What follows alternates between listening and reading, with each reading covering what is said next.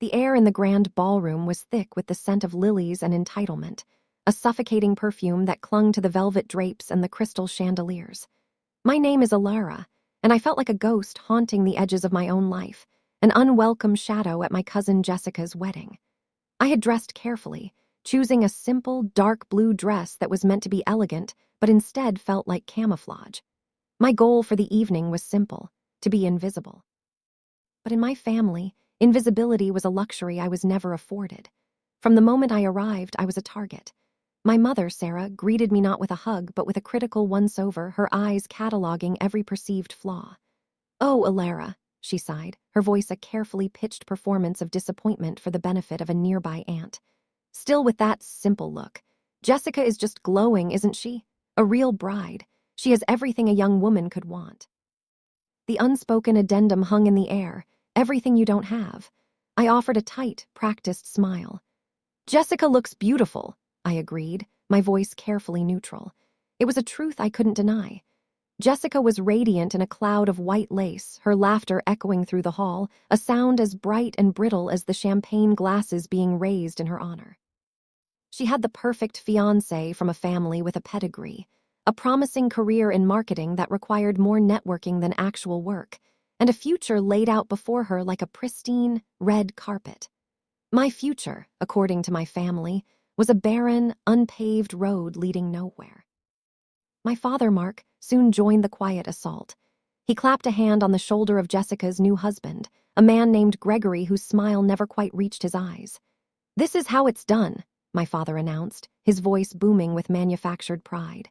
"A good man, a stable future. Some people just float through life, you know. No anchor, no direction." His gaze flickered towards me for a fraction of a second, a sniper's glance, before returning to Gregory. It was a familiar routine, a well-rehearsed play where I was cast as the cautionary tale. For years, I had deflected their questions about my life with vague answers. I lived in a small, unremarkable apartment in a coastal city. My job, as I described it, was in government logistics. It was a deliberately bland description, a gray curtain I pulled over a reality they couldn't possibly comprehend, nor did they deserve to. They imagined a dreary cubicle, a life of paperwork and quiet desperation. The truth was something I held close, a secret I guarded not out of shame, but out of necessity. My world was one of discipline, sacrifice, and a level of responsibility that would crush the fragile egos that filled this ballroom. But here, in their world, I was a failure. The orchestra began to play a soft, sweeping melody, and the guests murmured their approval. I found a seat at a table near the back, tucked away with distant relatives who had the decency to mostly ignore me. But my mother was relentless. She made her way to my table, her smile a painted-on grimace of maternal concern. "Are you all right, dear?" she asked, loud enough for the entire table to hear. "You just look so lost. Don't worry, your time will come. Maybe you just need to apply yourself, like Jessica." One of the distant cousins, a woman I barely knew, chimed in with a pitying look. "It's hard, I know. Not everyone is as ambitious as Jessica." The word ambitious was wielded like a weapon, implying I was its opposite: lazy, adrift, a disappointment. I could feel the familiar heat rising in my cheeks, the hot sting of humiliation. But years of training had taught me to control my reactions, to maintain a placid exterior while a storm raged within. I had faced down armed insurgents in tense negotiations and navigated treacherous international waters under the cover of darkness. I could certainly endure a family wedding. I simply nodded, taking a slow sip of water, the cold liquid a small anchor in the rising tide of their condescension. The main course was served, a ridiculously ornate dish of salmon and asparagus foam. As the plates were cleared, the speeches began. Jessica's father went first, followed by Gregory's.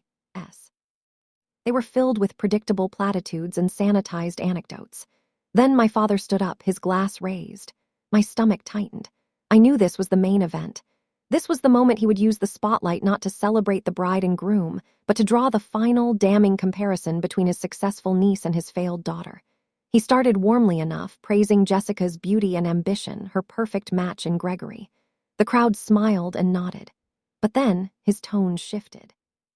He turned his body slightly, angling it just enough to make his next words feel like they were directed, somehow, to the entire room, but intended only for me.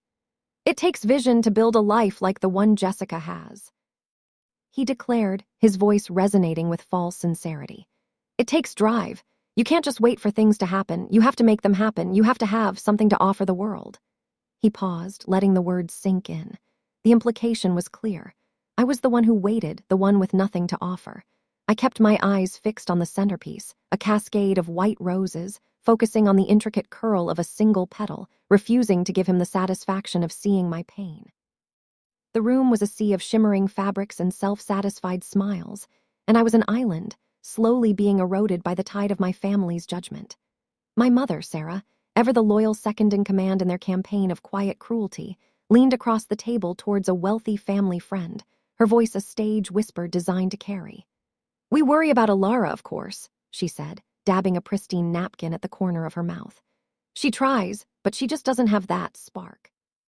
No real career, no prospects. It's a burden, when you see one child soar and the other just treads water." The friend gave a sympathetic, condescending nod. The words, a burden, struck me with the force of a physical blow. It was one thing to be considered a disappointment, another entirely to be framed as a weight they were forced to carry. My hands, resting in my lap, clenched into fists, my short, unpolished nails digging into my palms. I grounded myself with the faint, sharp pain. It was a technique I'd learned early in my training. Find a small, physical sensation to focus on when emotional chaos threatened to overwhelm you. It was a way to remain present, to keep the mask of calm from shattering. Jessica, the bride, drifted by our table, her smile wide and victorious. She placed a hand on my mother's shoulder. "Oh, Aunt Sarah, don't you worry about Alara," she said, her voice dripping with saccharine pity. "Everyone finds their own way, even if it's a simpler path." She then looked directly at me, her eyes gleaming with a triumph that had nothing to do with her wedding day and everything to do with this long-standing, unspoken competition she had manufactured between us. "We can't all be stars," she added, patting my arm before gliding away to receive more adulation. The final toast was from my father, and it was the culmination of the evening's assault. He stood, glass in hand, the spotlight making his face seem harsher, his features carved from stone. He spoke of legacy, of building something that lasts, of family pride. He lavished praise upon Jessica and Gregory, painting a portrait of a dynasty in the making. Then came the turn, the predictable pivot I had been bracing for all night. "And we hope," he said, his gaze sweeping the room before landing squarely on me, "that everyone finds their purpose. It's a sad thing to reach a certain age and have nothing to show for it. No great accomplishments, no stability, nothing to contribute." The silence that followed was heavy, charged with meaning. It wasn't just a father's lament, it was a public indictment. And then, my mother, emboldened by the wine and the captive audience, delivered the killing blow. Cousin at a nearby table had asked her a question, something about my work. My mother laughed, a short, sharp, dismissive sound that cut through the murmurs of the room. "Work," she exclaimed, her voice carrying across the polished dance floor. "She has nothing," Mom snapped. Her tone was final, a judge's gavel coming down. It was a declaration of my worthlessness, delivered for all to hear. A ripple of uncomfortable chuckles went through the guests closest to her. Some were my family, joining in the mockery. Others were strangers, laughing simply because it seemed like the thing to do. The room burst into laughter. It wasn't a roar, but a wave of scattered, polite, and utterly devastating mirth at my expense. My vision narrowed. The glittering chandeliers, the smiling faces, the opulent floral arrangements, it all blurred into a kaleidoscope of humiliation. I felt hot, then cold. My breath caught in my chest. I wanted to disappear, to dissolve into the very air they were breathing. I kept my spine straight, a lifetime of discipline holding me together thread by thread. I stared down at my water glass, watching the condensation trail down the side like a single, slow tear. It was in that moment of profound silence within my own head, the world outside muted by the ringing in my ears, that the music abruptly, inexplicably, stopped. The sudden absence of sound was more shocking than a cymbal crash. The orchestra, a renowned string quartet known for their seamless performances, halted mid-note. The final, mournful cry of a cello hung in the air for a second before vanishing into a thick, uncomfortable silence. Every head in the ballroom turned towards the small stage where the musicians sat, their bows frozen over their instruments. The room held its breath. A waiter, mid-pour, stopped, the bottle of champagne hovering over a glass. My cousin Jessica's perfect smile faltered, replaced by a look of confusion and then annoyance. This was an unscheduled interruption, a flaw in her meticulously planned day. Then the orchestra fell silent. The conductor, a man with a shock of silver hair and a stern, regal bearing named Maestro Albinoni, had been seated discreetly at the side. He now rose to his feet. He wasn't just a local musician. He was a figure of international renown, a guest conductor for some of the world's most prestigious philharmonics. His presence alone was a significant coup for the wedding, a testament to the groom's family's influence. He surveyed the room, his expression unreadable, his gaze passing over the sea of confused faces until, with an unnerving precision, it landed directly on me. For a moment, I thought I was imagining it, but there was no mistake. His eyes, sharp and intelligent, were fixed on mine. He gave a slow, deliberate nod of acknowledgement, a gesture so personal and specific that a fresh wave of whispers rippled through the hall. What was happening? Why was this celebrated maestro looking at me, the family failure, the woman who had nothing? My father and mother stared, their mouths slightly agape. Jessica's brow furrowed in utter bewilderment. They were trying to connect the dots, to understand how I, the invisible girl, had suddenly become the focus of the most distinguished man in the room. The conductor stood, BOWED. It wasn't a theatrical bow to the audience. It was a gesture of deep, personal respect, directed solely at me. He held the bow for a long moment, his silver head bent in a display of deference that was completely alien to this environment of arrogance and social posturing. The room was now so quiet you could hear the fizz of the champagne bubbles. He straightened up, and his voice, when he spoke, was not loud, but it carried the unmistakable weight of authority, slicing through the tension with military precision. "Ladies and gentlemen," he began, his tone formal and clear, "I must ask for your indulgence. We have an unexpected honor this evening, a protocol I was asked to observe should the opportunity arise." He paused again, letting the suspense build. His gaze did not waver from mine. "There is someone among you whose service and sacrifice demand our highest respect, someone who has recently returned from a mission of immense global importance." A nervous murmur spread. Guests looked around, searching for a hidden dignitary, a politician, a general. My father puffed out his chest slightly, perhaps imagining the honor was for a distant business associate of the groom's family. No one, not for a single second, considered that the person of honor could be me. The maestro's next words shattered their world. He turned his body more fully towards me, his posture shifting into something more formal, more rigid. It was a stance I recognized instantly, the posture of a man addressing a superior officer. "Captain Reynold's, this honor is yours." The name echoed in the silent hall.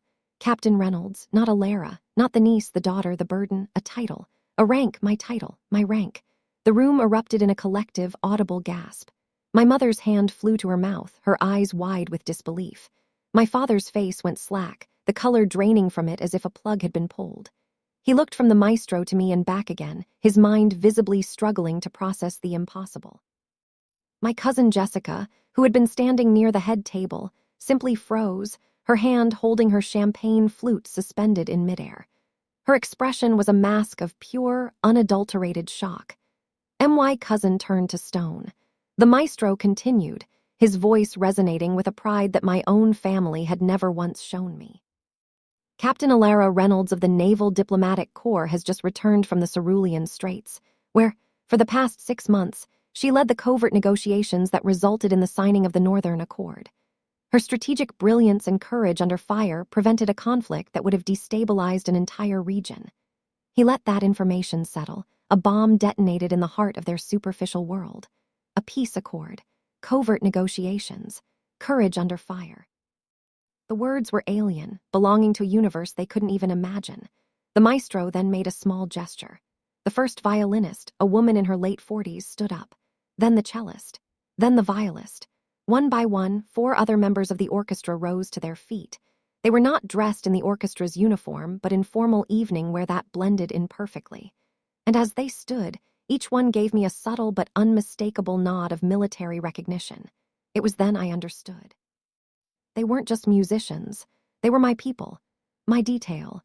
A quiet security and transport team, hidden in plain sight, ensuring my safe transition back to civilian life after a high Stakes mission. The maestro concluded, his voice ringing with finality.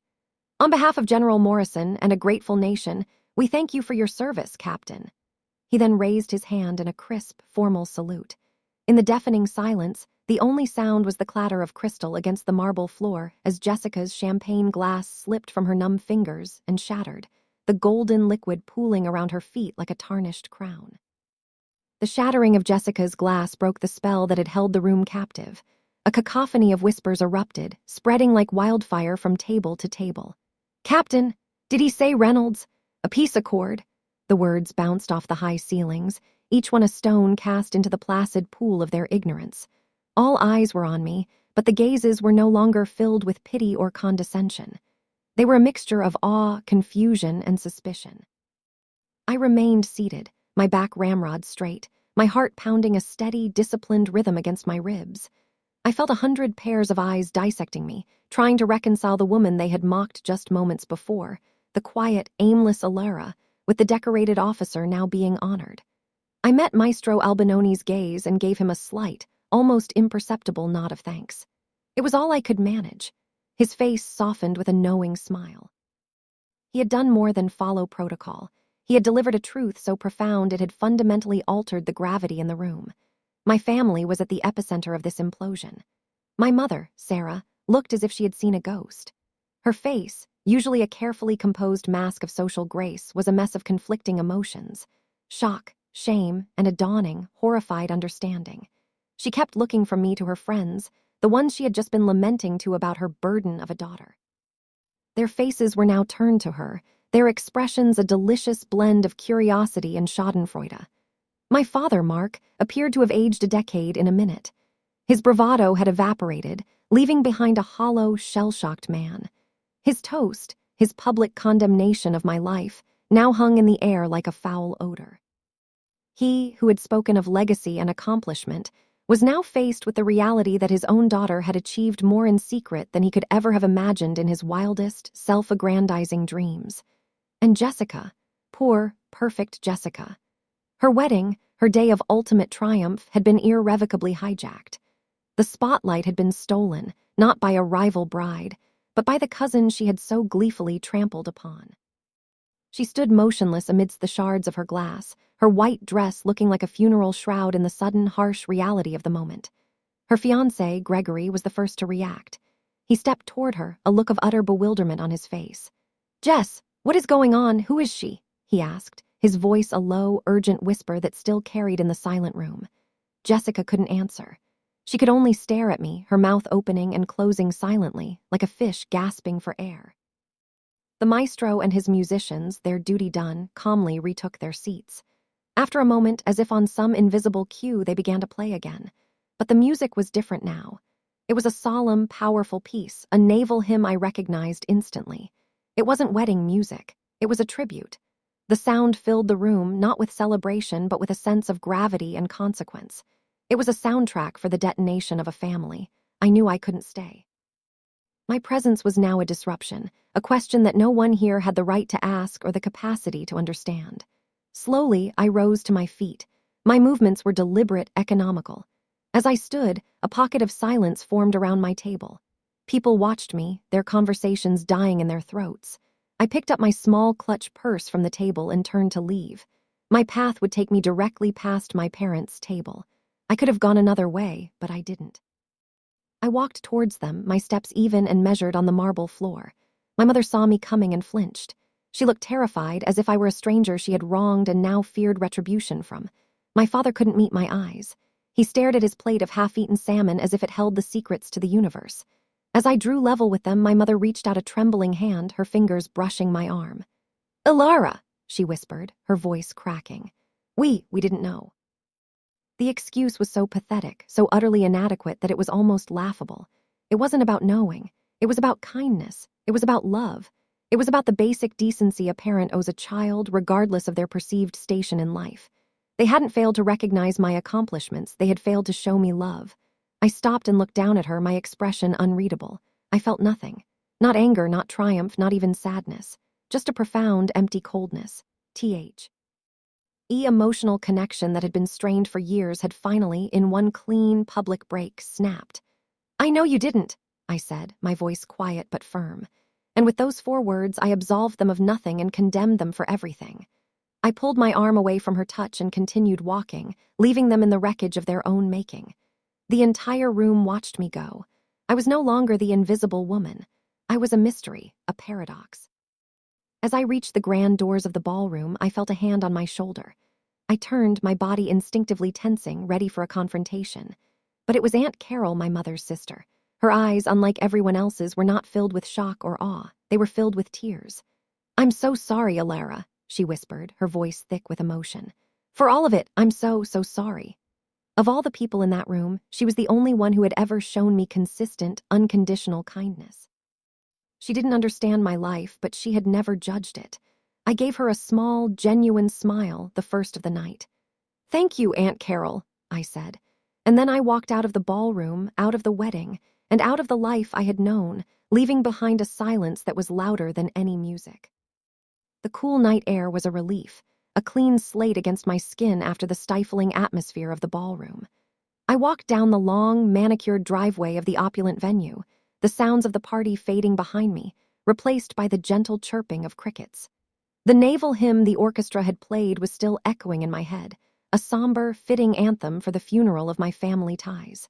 My phone, which I had silenced for the event, was in my clutch. As I reached the main gate, a sleek, unassuming black car pulled up to the curb, its headlights cutting through the darkness. The door opened, and a man in a simple dark suit stepped out. It was Sergeant Miller, one of the men who had been posing as a violinist. "Captain Reynolds," he said, his voice a low, respectful rumble. "Maestro Albinoni informed me you might be departing. Is everything all right?" I managed a wry smile. "That's a complicated question, Sergeant." He nodded, understanding without needing an explanation. "The car is ready for you whenever you are, ma'am. We can have you back at the safe house within the hour." The safe house was actually a quiet, government-leased apartment where I was debriefing after my mission. It was a sterile, impersonal place, but tonight it sounded like a sanctuary. As I was about to get into the car, another figure emerged from the shadows of the estate's entrance. It was my father. He must have run from the ballroom. He was out of breath, his face pale and slick with sweat under the lamplight, his expensive tuxedo looking rumpled and absurd. "Alara, wait!" he called out, his voice raspy with desperation. Miller instinctively took a half step forward, placing himself subtly between me and my father, a silent, professional guardian. I held up a hand to signal that it was okay. I needed to do this. I needed to face him one last time on my own terms. My father stopped a few feet away, his chest heaving. He looked at me, then at Sergeant Miller, then at the waiting car, and a flicker of understanding, or perhaps fear, crossed his face. He was no longer dealing with his wayward daughter. He was facing a federal officer and her security detail. The power dynamic had been irrevocably, seismically altered. "A captain," he stammered, shaking his head in disbelief. "The Navy, all this time, why didn't you tell us? Why would you let us think you were nothing?" The question was so steeped in his own self-centered perspective that it took my breath away. He wasn't asking why I had chosen my path. He was asking why I had allowed him to be so spectacularly wrong, why I had let him make a fool of himself. His shame was not for how he had treated me, but for how his ignorance now made him look. "Would it have mattered?" I asked, my voice devoid of emotion. "If I had told you I was an ensign, struggling through training, would you have been proud? Or would you have compared me to Gregory's career in finance and found me wanting? If I had told you I was being deployed to dangerous, classified locations, would you have offered support? Or would you have called me reckless and irresponsible for not choosing a safer path like Jessica?" He had no answer. His mouth opened and closed, but no words came out. We both knew the truth. My achievements would have always been measured against their narrow, materialistic definition of success, and they would have always fallen short until the moment they became so monumental that they could be used to inflate his own ego. "I didn't keep my life from you to deceive you," I continued, the words coming out calmly, precisely. "I kept it from you to protect it. My work, my team, my life, it's built on trust, respect, and integrity. It's too impure. Can't to be exposed to your judgment, your criticism, and your constant disappointment. You don't get to be a part of something you would have only tried to tear down." Just then, my mother and Jessica appeared, hurrying down the driveway. Jessica had taken off her shoes. Her perfect white dress was now smudged with dirt at the hem. Her face was blotchy, her makeup ruined by tears of rage and humiliation. "How could you do this to me?" she shrieked as she got closer, her voice shrill. "On my wedding day. You made a scene. You ruined everything just to embarrass us."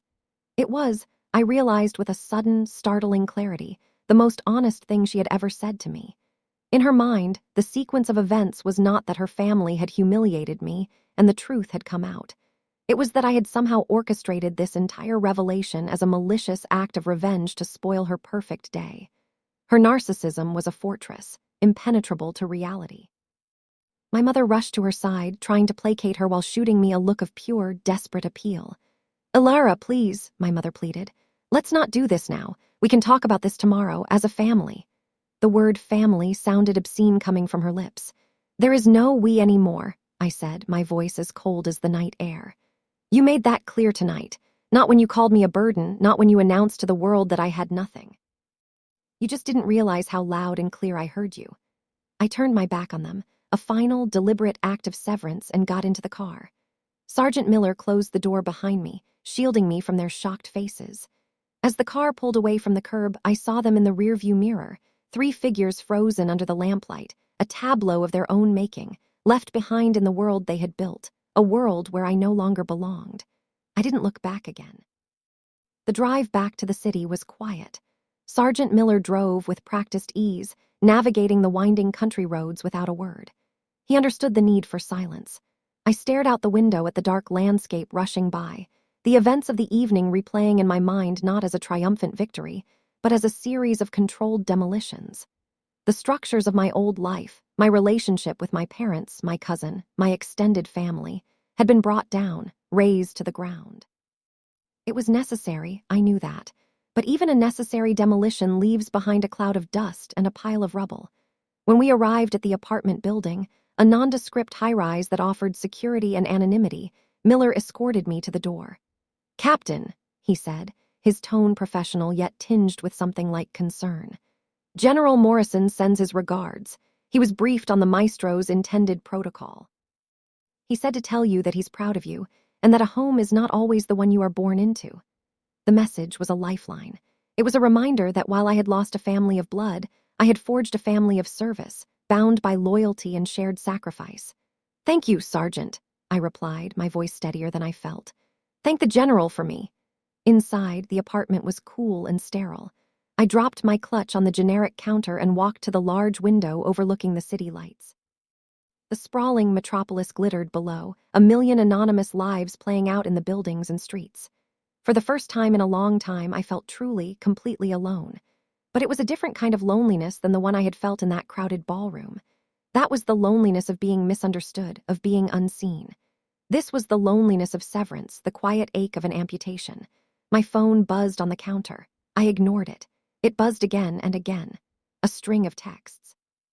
I knew who they were from. My parents, Jessica, probably other relatives who had got my number. I walked over and picked it up, dozens of notifications.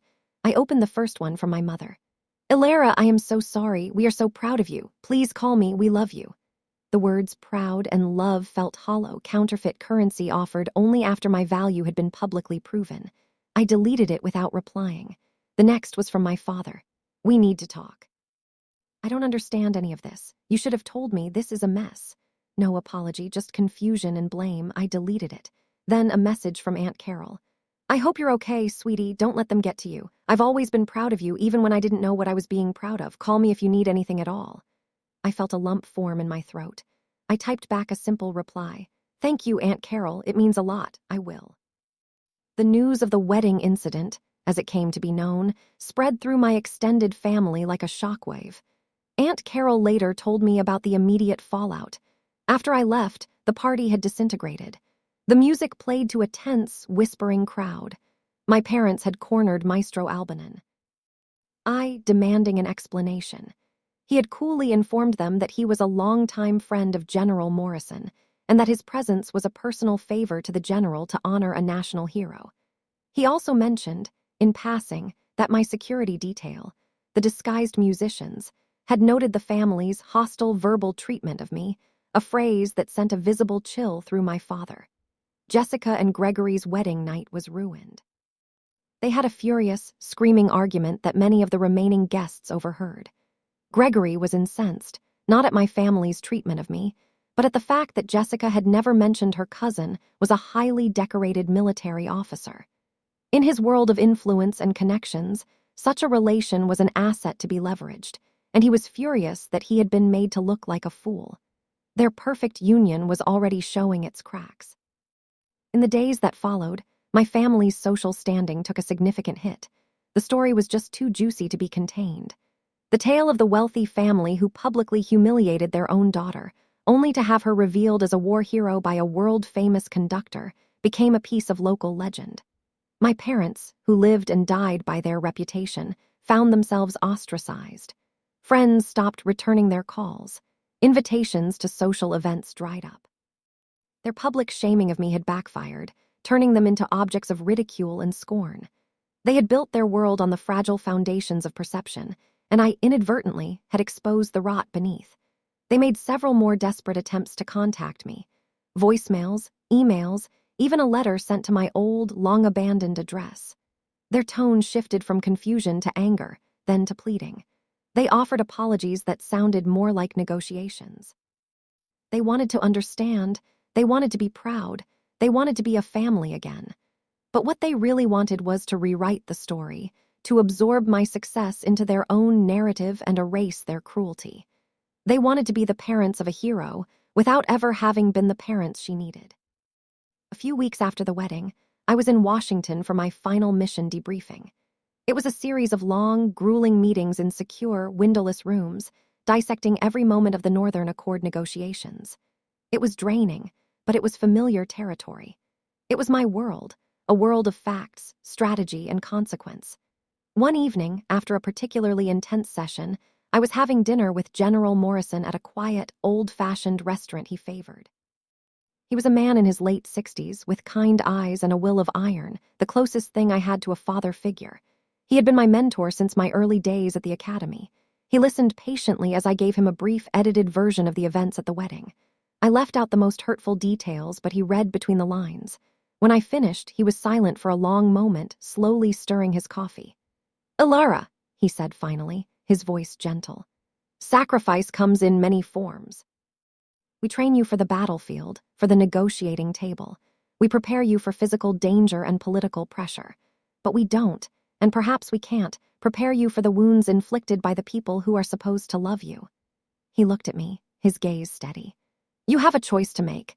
You can carry their judgment with you for the rest of your life, or you can accept that their validation is not a medal you need to earn. Your worth is not determined by their inability to see it." His words resonated with a truth I was only just beginning to understand. For years, a part of me had still craved their approval. A small, childish part that just wanted her parents to be proud. The incident at the wedding hadn't created the wound. It had simply exposed it, lanced it, and forced me to finally let it drain. "What they did," he continued, his voice hardening slightly, "was a betrayal not of a captain in the Navy, but of their daughter. And that is a failure of character that no amount of pride or apology can easily mend." That night, I made a decision. I blocked my parents' and Jessica's numbers. I wrote a single, final email to my parents. It was short and to the point. I acknowledged their attempts to reach out, but I told them I needed space and time, and that I would contact them if and when I was ready. I explained that a relationship built on a foundation of respect could not be rebuilt overnight, especially when that foundation had never existed. I wished them well, and I meant it, but it was the detached well-wishing one reserves for a stranger. I was not closing the door forever, but I was taking the handle off my side. They would no longer be able to barge in whenever they felt the whim. They would have to wait, and perhaps, in that waiting, they might finally begin to understand the chasm they had created between us. It wasn't an act of revenge. It was an act of self-preservation. It was the first S. Step in building a new life. A life where my peace of mind did not depend on the approval of those who had proven themselves unworthy of giving it. The months that followed were a period of quiet rebuilding. My debriefing concluded, and I was granted an extended leave, the first I'd had in years. The quiet government apartment began to feel less like a safe house and more like a home. I bought a plant, then another. I started jogging along the river in the mornings, watching the sun rise over the city, feeling the rhythm of my own breath and my own 2 feet on the ground. I was rediscovering Alara, not just Captain Reynolds. I reconnected with old friends from the academy, people who knew both sides of my life and had never asked me to be anything other than what I was. I spent a weekend with Aunt Carol, and for the first time I told her everything. Not the classified details of my missions, but the emotional toll, the loneliness, the reasons I had kept my life a secret. She listened without judgment, her hand on mine, offering the simple, profound comfort of being heard. She told me that my parents were not doing well. Their social life had crumbled, and they had retreated into a state of bitter, self-pitying isolation. My father had reportedly become withdrawn and angry, while my mother spent her days trying to explain the situation to anyone who would still listen, spinning a tale of a misunderstood daughter and her own parental ignorance. It was a sad story, but it wasn't my story anymore. Jessica and Gregory's marriage was also reportedly on the rocks. The foundation of their relationship, built on image and social climbing, had been badly shaken. Gregory couldn't look at Jessica without seeing the family that had made him a laughingstock, and Jessica couldn't forgive me for being the catalyst for her downfall. Their perfect life was proving to be a fragile facade. I felt a pang of something, not pity, but a kind of weary sorrow for them all. They were trapped in a prison of their own making, their happiness contingent on the opinions of others, their self-worth measured in status and appearances. I had been given a harsh but necessary gift, the freedom from that prison. One crisp autumn afternoon, I was sitting in a park reading a book when my phone rang with an unfamiliar number. I hesitated, then answered. "Hello, is this Captain Reynolds?" a man's voice asked. It was deep and warm. "This is she." "This is David Albinoni," the voice said a little hesitantly. "My father is Maestro Albinoni. He gave me your number. I hope that's all right." I sat up straighter. I remembered the maestro mentioning that his son was saved by a colleague of mine. Of course, the maestro is a good man. "He is," David agreed. "He also told me you were the strategic lead on the Northern Accord. I was the lead field medic attached to the diplomatic protection unit there. I wanted to thank you. Your decisions on the ground, the way you handled that final standoff. You saved a lot of lives that day, Captain, including my own." We talked for over an hour. He was no longer in the service, having finished his tour and opened a small medical clinic for veterans. He was smart, funny, and he understood my world in a way no one else could. He didn't see me as a hero or a mystery. He saw me as a person who had done a difficult job under immense pressure. We agreed to get coffee the next day. It wasn't a dramatic storybook romance. It was something quieter, more real. It was two people who had seen the uglier parts of the world finding a small piece of peace in each other's company. It was a beginning, one that had nothing to do with my past and everything to do with a future I was finally free to build for myself. Life settled into a new, peaceful rhythm. My relationship with David grew steadily, a quiet harbor in the often turbulent sea of my life. He was my anchor, someone who saw all of me, the captain and the woman, and cherished both. My leave eventually came to an end, and I returned to my work, but with a new perspective.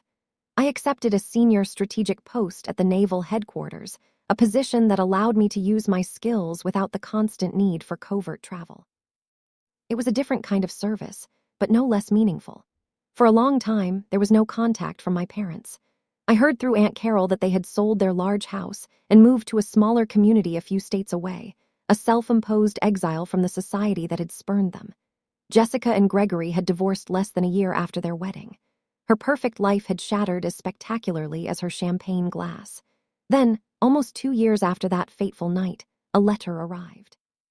It was addressed to me, forwarded by the only person who knew where I lived, Aunt Carol. The handwriting on the envelope was my mother's. I left it on the counter for 3 days before I finally found the courage to open it. The letter was not what I expect. There were no excuses, no justifications, no attempts to rewrite history. It was just a few simple, painful paragraphs. My mother wrote about the silence in their new, smaller house. She wrote about how my father rarely spoke anymore, how he spent his days staring out the window. She wrote about how the shame of that night was not about their social standing, but about a dawning, agonizing realization of their failure as parents. She wrote, "We didn't see you, Alara." We looked right at you for 28 years, and we never once truly saw you. There is no excuse for that. I am not asking for your forgiveness because I don't believe we have earned it.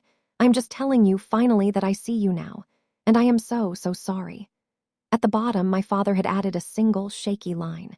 Your mother is right. I was a fool. Be happy. I read the letter several times, the words blurring through my tears. It was the apology I had never thought I would receive, offered without any expectation of a reply. It was raw, honest, and heartbreaking.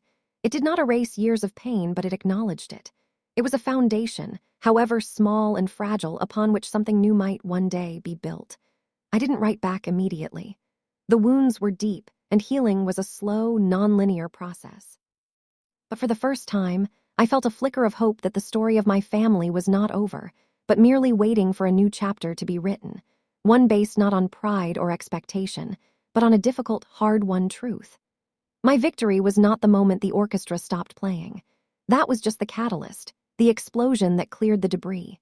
The true victory was this, the quiet, peaceful life I had built in the aftermath. It was a life filled with love from David, respect from my comrades, and a newfound, unshakable sense of my own worth. I had served my country, I had saved lives, and I had secured peace. But my most important mission had been the liberation of myself. And as I stood in my quiet home, looking out at the city lights with the letter in my hand, I knew with absolute certainty that it was a mission accomplished.